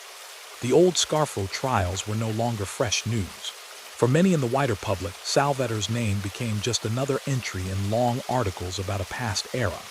Yet for a smaller group, retired agents, former prosecutors, family members of victims, the details remained vivid. They remembered specific episodes: a wiretap transcript where his calm voice discussed a debtor, a nighttime photograph catching him stepping off a curb, the day a jury foreperson read out guilty verdicts against some of his closest former allies, with his own murder listed among the crimes proving a long-running criminal enterprise. Each memory offered another angle on the same person: athlete, son, collector, planner, killer, target. It would be tempting in telling his story to search for a neat conclusion that explained everything, a single turning point, a simple moral and easy lesson. But the reality seen up close resisted that kind of reduction. His life was shaped by family, neighborhood, national crime structures, legal changes, personal temperament, chance encounters, and split-second decisions. He harmed people who had never met him, yet he also showed kindness in settings far removed from his criminal actions. He was decisive and organized, yet he could not foresee that the man whose rule he helped solidify would ultimately see him as expendable. As those contradictions sank into the historical record, his story became less about one individual's personality and more about the environment that had produced him. That environment, of tight-knit blocks, limited economic options, long-standing underworld traditions, and changing legal pressures, remained the real focus for anyone hopping to prevent future generations from walking the same route. Understanding Salvatore meant, in the end, understanding the city that had raised him, the organization that had shaped him, and the complex web of choices that had carried him from a school track to a lonely New Jersey road. As time moved on, and the sharp details of the 1980s began to blur for most people, there were still a few who could close their eyes and see him as clearly as if he had just walked through the door. A cousin might remember him leaning against a kitchen counter at a holiday gathering, listening more than he spoke. An old neighbor might picture him tying his sneakers on the front steps before a long run. A former associate might still hear the sound of his voice in a parked car, low and steady, laying out the plan for the next move. Those fragments of memory sat beside the public record that had hardened around his name. Court documents, testimony, newspaper archives, and government reports all agreed on the main points. Salvatore Testa had been born into a family already embedded in organized crime. He grew up in South Philadelphia, in a neighborhood where that world existed just beneath the surface of ordinary life. As a young man, he entered his father's business, taking on roles in illegal gambling, loan sharking, and extortion. He rose quickly, earned the trust of Nicodemo Scarfo, and became a central figure in the violent years that followed Angelo Bruno's murder. He helped plan and carry out attacks on people perceived as threats. He was tied, through later sworn accounts, to the killing of Vincent Falcone in Atlantic City, the revenge shooting of Rocco Marinucci after his father's death, and various assaults and attempted murders during the war with Harry Riccobene's faction. His crew collected debts with intimidation, oversaw bookmakers' payments, and played a part in manipulating unions and contractors connected to casino-era construction. Those actions had clear, harsh consequences. People died, families lost providers, small businesses were bent under pressure. Gamblers who had borrowed carelessly found themselves trapped in cycles of fear and obligation. The money that flowed through Salvi's hands did not appear out of nowhere. It came from these broken and distorted lives. At the same time, his own trajectory showed how someone could be pulled along by a mixture of family example, neighborhood expectations, and personal drive. From an early age, he had been serious and disciplined. Teachers and coaches remembered his focus on running, his refusal to slack during practice. Those qualities, so valuable on the track, translated easily into the calculated routines of the underworld. He applied the same relentless attention to gathering information on targets, organizing crews, and keeping complex illegal operations moving steadily. If things had gone differently, that mindset might have been used in another field. He could have become a contractor, a business owner, a coach, or simply another hardworking tradesman in a city full of them. Instead, those talents were directed toward securing profits and enforcing control for a criminal organization that, in the end, discarded him as readily as it had discarded countless others. The way his life ended, shot at close range by people he trusted, on instructions from the boss he had served for years, became a stark symbol of that reality. Scarfo's decision to eliminate him, rooted partly in personal resentment over the broken engagement to his niece and partly in fear of his growing reputation, demonstrated how little security there was even for those at the inner circle.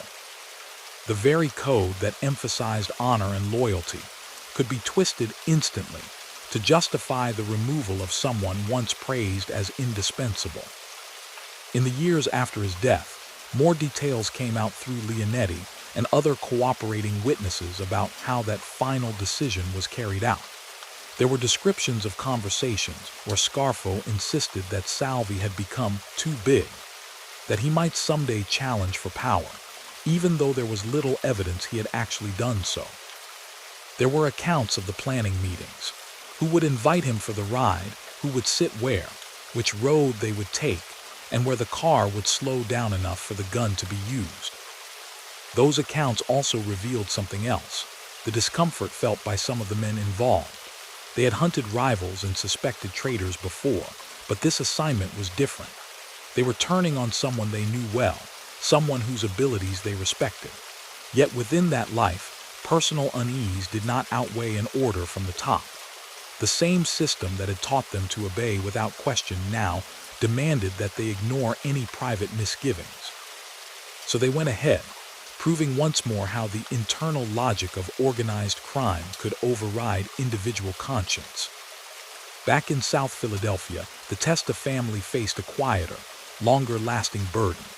The house that had once belonged to Phil "Chicken Man" Testa no longer held the same flow of visitors. The man who had risen to boss after Bruno was gone, felled by a bomb at his own front door. His son, who had seemed to carry his legacy forward, was buried after a shooting arranged by his father's successor. For surviving relatives, the last name that had once brought a certain respect now carried memories and associations many of them would have gladly traded away. His gravesite, visited occasionally by family and a few old associates, became one of several linked to that turbulent era. In cemeteries around the region, headstones carried the names of both perpetrators and victims of the Scarfo years. Some markers drew occasional curious visitors who had read books or watched documentaries about the period. Others were tended only by close kin. Together, they marked the human cost of the choices made in small rooms, cars, and back alleys during those years. Meanwhile, the organization he had served did not remain frozen in place. After Scarfo's conviction on wide-ranging racketeering charges, new figures attempted to step into leadership roles in Philadelphia. Their efforts were haunted by what had come before. The government was more prepared. Laws were sharper, surveillance tools more advanced, and public tolerance for high-profile mob activity much lower than it had been in the mid-20th century. Internal divisions persisted, and new wars broke out in the 1990s between competing factions. In those conflicts, the names of the dead and the accused were different, but the patterns often felt familiar. Within that later turmoil, older names like Testa and Bruno were sometimes invoked as cautionary benchmarks. Young men who thought about entering the life heard stories about how quickly a promise of power could end in a funeral. In that sense, Salvi's fate continued to send ripples long after his own generation had passed from active roles. From a distance, when people tried to sum up his life, they often reached for simple words: loyal, ruthless, disciplined, ambitious. Each contained a piece of the truth, but none captured the whole. He was loyal in some ways. He carried out Scarfo's orders, avenged his father, adhered to the code of silence. Yet his broken engagement to Maria, whatever his reasons, was seen as a fundamental act of disloyalty by the man at the top. He was ruthless toward those his world labeled as enemies or debtors, but he could show kindness and patience in ordinary settings. He was disciplined in his habits, yet he operated in a culture defined by impulsive violence and sudden reversals. This mixture of hard edges and human nuance is what makes his story both unsettling and important to understand. It challenges the idea that people in such positions are one-dimensional villains easily dismissed as nothing more than caricatures. Seeing him clearly does not excuse his actions or lessen the harm he contributed to. Instead, it forces a recognition that the pipeline into organized crime often captures people with real abilities, then bends those abilities toward destructive ends. As time went by, some of his surviving contemporaries spoke more openly about the years they had shared. In interviews, a few said that they had admired his work ethic, even if they now viewed the work itself with regret. They admitted that back then, the life had seemed like a natural progression. You grew up around certain families, did small favors, then bigger ones, and before long you were too deeply involved to back away without severe consequences. Others rejected any softening of his image. For them, the memory of what had been done to their relatives, their friends, their community was too sharp. They pointed to the concrete outcomes: bodies in mortuaries, broken windows in shops, quiet threats that kept honest people awake at night. In that view, any discussion of his discipline or potential risked sounding like praise, and they had no appetite for praise where so much damage had been left behind. Both perspectives contained truth. He was a human being, not a symbol carved from a single idea, but his choices and actions aligned him firmly with a world that spread fear and suffering around it.